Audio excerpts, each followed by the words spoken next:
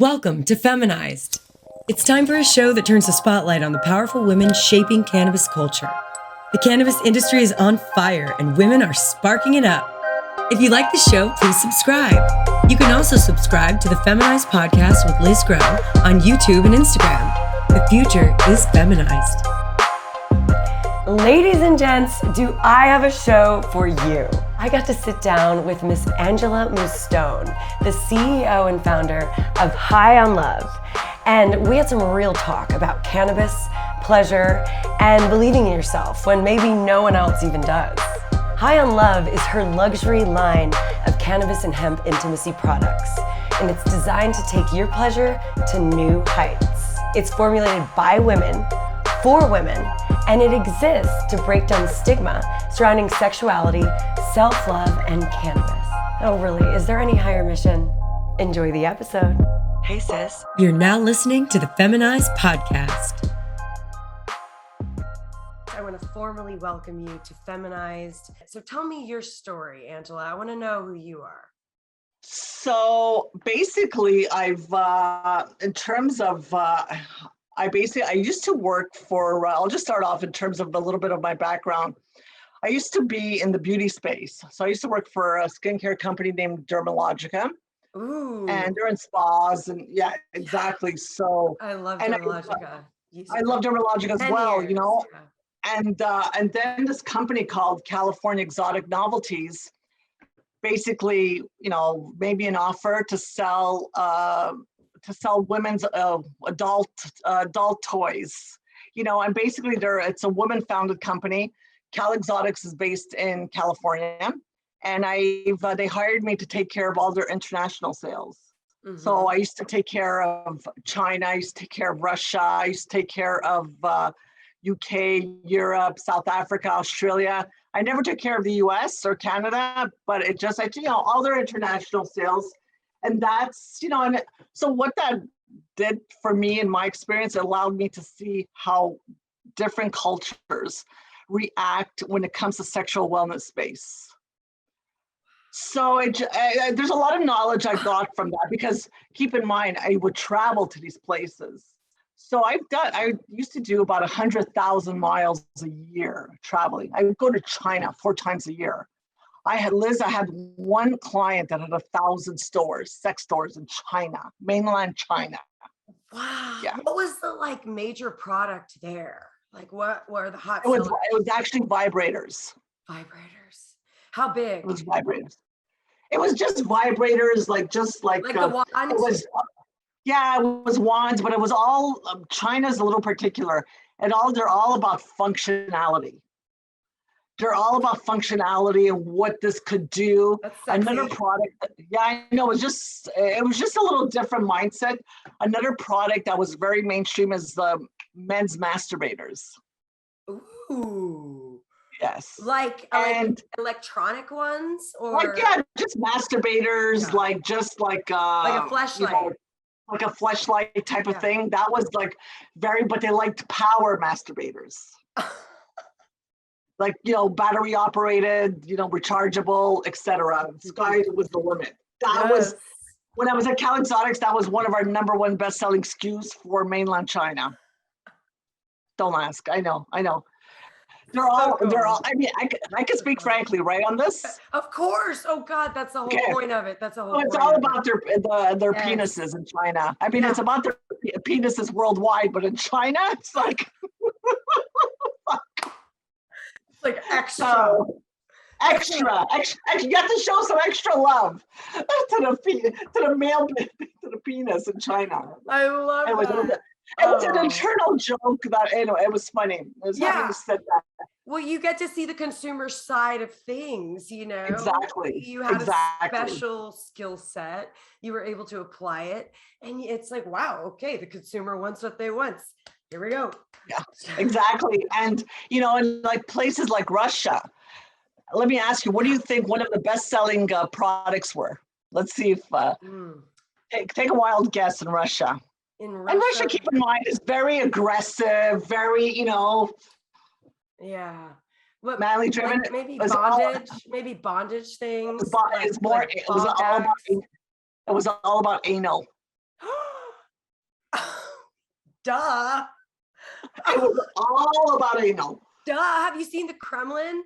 Like, it's like, those motherfuckers are crazy engineers. Like, they need to get the stick out of their asses. All about anal. Like their number one best-selling SKU was all about dildos. Never mind vibrators. It was all about dildos. Yes. And how big and like, anyways. Get it in there. Get it in And there. you know what?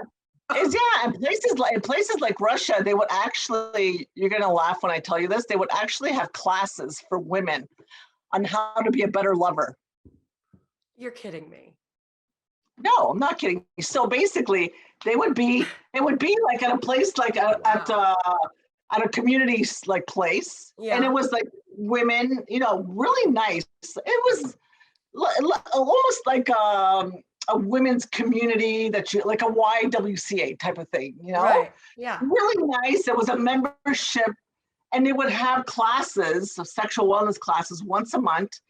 And it would have all these guests, you know, like sexual experts, wellness experts, psychologists, and basically to like teach these women about sex, you know, how to, whether it's for yourself, how to please your man. Okay. And one of them was how to, like, basically in terms of fellatio, how to give good head. Oh, hey, that's actually, it was the funniest thing. It was a fun, because I actually got invited to speak there on when it was about Kegel balls. Oh my God. Wait, was it good advice? Was it good advice? Like what, like the fellatio class? Do you think it was good advice? Yeah, it was good. Yeah. That was excellent. Oh no, and I learned a lot as well. Okay. Because of course they asked you questions, and it was a lot of fun. It was I met wonderful people, wonderful women. Yeah. That I still to this day, I still have great relationships with them.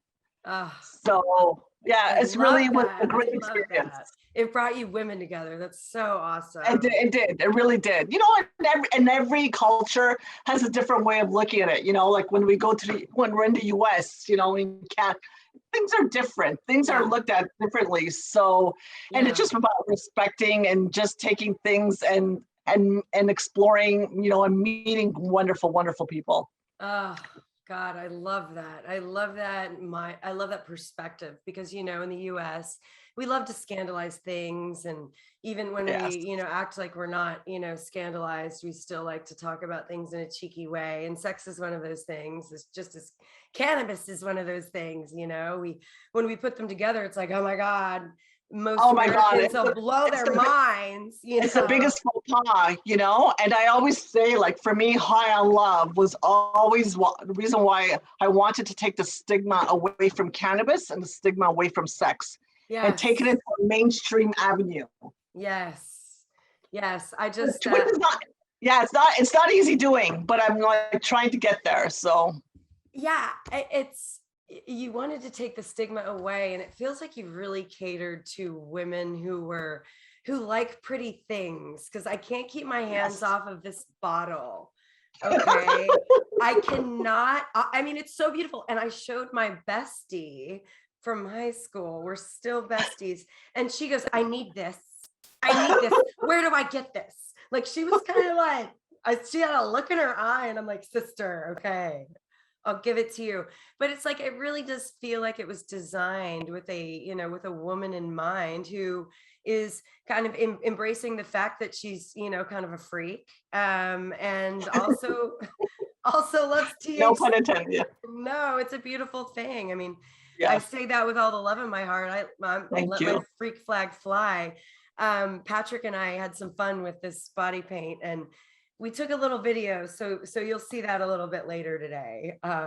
We'll post it. It's a lot of fun, and it's just, and the whole concept was, I always wanted to make, you know, like, as you said, pretty beautiful things that when it comes to, like, when you look at something that it's, and people that are new to cannabis, new to like exploring, you know, like like the sexual wellness space, they go walk into a dispensary, and they're not the usual, like, they don't want to be associated with the, you know, with the pothead, or they want something that's like, oh, what's that? You know, that talks to them, appeals to them. You know, like, this is like my flower jar, you know?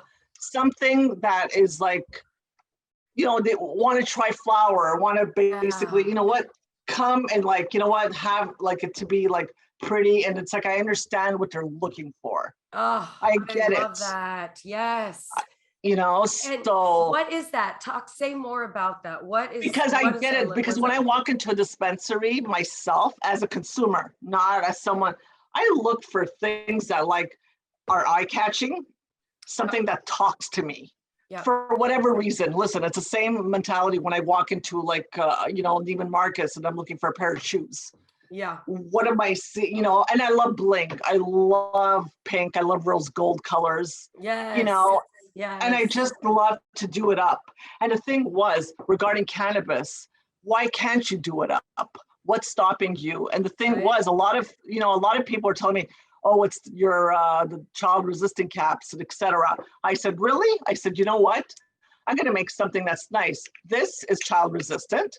But what I did was I electroplated the lid, basically carved, you know, reopened the mold, put my logo inside, put like hot stamping. So you know what do we have here? Something that's pretty, something that's has cannabis inside, but goes by all the regulations. So everyone's happy regarding, you know, the laws, and, you know, so. Yeah, it's no problem, you know, when everyone's happy, you know, it's why can't you? I think it's people don't go that extra mile, you know. Well, because it's just like, right, you know, exactly. And then just taking it a step further. They're just like, oh, sex and cannabis, it's going to sell. Why would you have a glass bottle? I mean, these bottles are so beautiful, and your logo. Thank you. Can we talk about your logo? I'm in love with it. Thank you. I might get I had one of my Quebec artists make make that painting on back of me. I love it so much. So I wanted something, and I was working with my designer, something that had, you know, love, a heart with a cannabis leaf. And that, you know, we played around with it, and then we came up with that. And I actually have that logo trademarked. So I'm very proud of it. Thank you for pointing that out. I'm really proud of that. You know, it's because I make my own molds now, and it's a lot of work making my own molds. But you know what? Again, to take that extra step, that is like, okay, you know what? I want to make beautiful, pretty things. Because really, if I always say, if I wouldn't like it as a consumer, what's the point? Don't make it.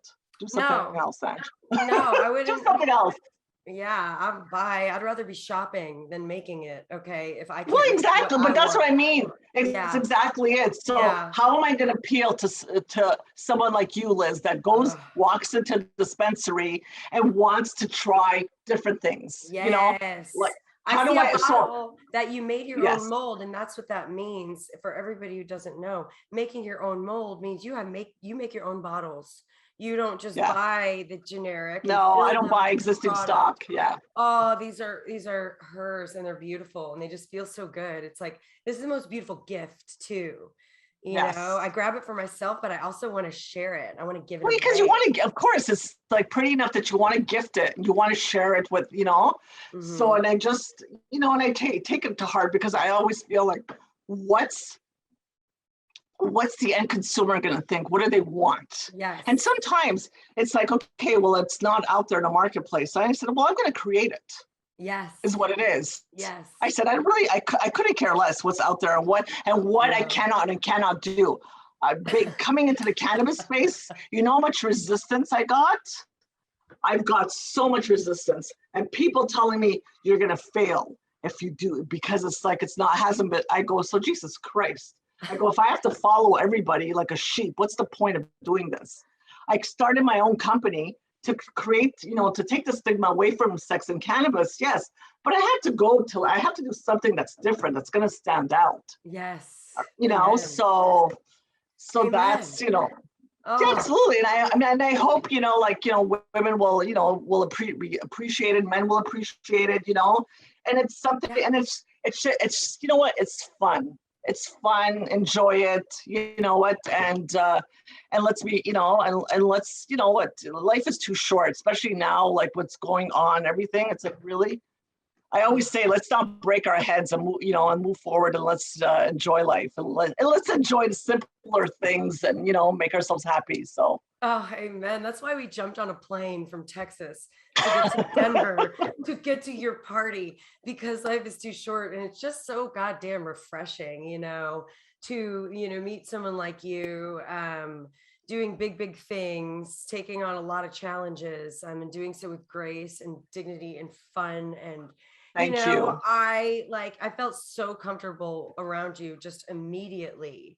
And that's awesome, because business people, women who are typically, driving these products and product launches, and I've been around a few of them, and it's just a different vibe a little bit.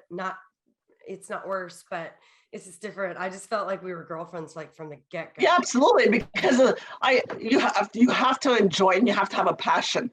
And I always say, it's like, yes, of course, money's important, but having fun and loving what you do, come on, you can never put a price to that. No, ever. No, never. It's your You know, life. You only have one. Of course, listen, do I want to, you know what I mean? Do I not stress about making sure I make ends meet at the end of the month, making sure my suppliers, etc.? Absolutely. But you know what? There's nothing like waking up in the morning that it's like being creative, being happy, being surrounded by people that are passionate as you are. Makes a huge difference. Oh, amen. And huge difference right down to the product. My sister, they are amazing. They are just as amazing as they look yummy.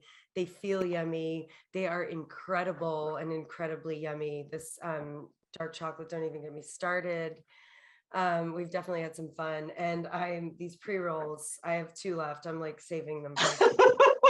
We have to get you more, Liz. These are I just love them. I mean, you truly did. You created a product that someone like me absolutely falls in love with. Thank you, because I love cannabis as it is, but I'm even more on the train now. So thank you. Okay, I asked 3 questions of all of my guests. Okay. Yes. I can't let you free from those 3 questions, Angela. No, absolutely. Ask away. So, first question. Who is in your dream smoke circle? 3 people, dead or alive.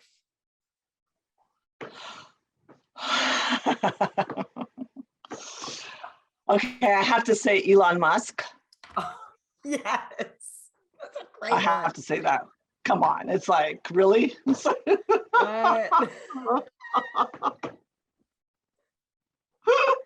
is great. I think you're the second person who said that. Oh, God, I love him. His brain. I love that brain of his. Come to Texas and come to the Tesla plant. Oh my God, I would love that, actually. I'm inviting you. Hey, come for South by Southwest. We're throwing a party. Oh yeah, I heard that. Absolutely, it would absolutely. be incredible. I will. Yeah, I'll fill in all of the necessary parties so that you get the info. Because it would be really great to hang with you and just introduce you around to some Texas folks. Because your brand is international, truly. Thank you. Thank you for that. Very Austin, though. It feels very Austin, very high end, very beautiful, just bespoke. So, okay. Elon Musk, number 1. Yes. You get 2 more. Okay. Tommy Lee. Nice. May I ask why? Because I used to love Motley Crue as a kid. I used to be obsessed. Okay. And he just looked so much fun, and I just you would have the best time with him, That's so true. There'd be no judgment. It's like there's nothing that nothing you have to hide with Tommy Lee, No, it's like you could really be yourself and just just talk and Yeah. I just Elon Musk, you would kind of watch your P's and Q's a little bit. I mean, I'm just speaking for myself. Tommy Lee, it's just no. No. Yeah, God, I love that. He's been there, done that, 20 times over, right? Yeah, so, yeah. He'll be like, only, is his only response. Yeah, really? Okay, Cool. Okay, so who's the third one? Okay, so you said dead or alive. Yes. The third person would be Marilyn Monroe. Oh, wow. Wow. What would you chat with her about? Her life and and just if she, she's still to this day such a huge, like when you look at her, what she's like, her image and like her, what she represents. And I just want to know what she was thinking back in the day. And I'd like to know if she really killed herself or someone killed her, for God's sakes. Yeah, man. God. Someone's got to know something here. There's got to be Exactly. a goddamn podcast about that. Exactly. God, we solved it already. She was a beautiful soul. Oh, I love that she is in your smoke circle. That is just so beautiful and indicative of the elegance is in your soul. You're just so I like that. So I'd love to. Those are my three people that I would love to, smoke with. I love it. Oh God, I love it. Okay, second question is yes. what other woman is killing it in the game right now in cannabis area space? I think Megan Thee Stallion. Ooh, shit. Yeah. Okay. I actually approached her people to do a collab. Oh my God. Someone beat me to the punch. Oh, come on though. Not someone like this. Megan. Yeah, someone beat me to the punch. This was back in December. I met someone that was in our circle at the MJ Biz in Vegas in November. And I said, I want Megan Thee Stallion. I go, I'm just again, it was just a talk. I had my booth there, and she looked at me and she goes, of all people, you have to pick her. She goes, she just signed a deal. She wouldn't tell me which cannabis company, but she signed a deal with a cannabis company. And what she did tell me was that they're based in California. Okay. Well, hey, what about Doja Cat? Yeah. She's her name came up on our influencer meeting. This was a couple of weeks ago. So yeah, she would be great. Yeah. Also. Man. Oh, I love it. Okay. Good answer. Yeah. I love her. Yeah. Okay. So third question and final question is, what advice do you have for your 13-year-old self, Angela? Don't be afraid of asking for money. Don't be afraid if you basically are in a, don't be afraid of asking stupid questions, thinking that they're stupid questions.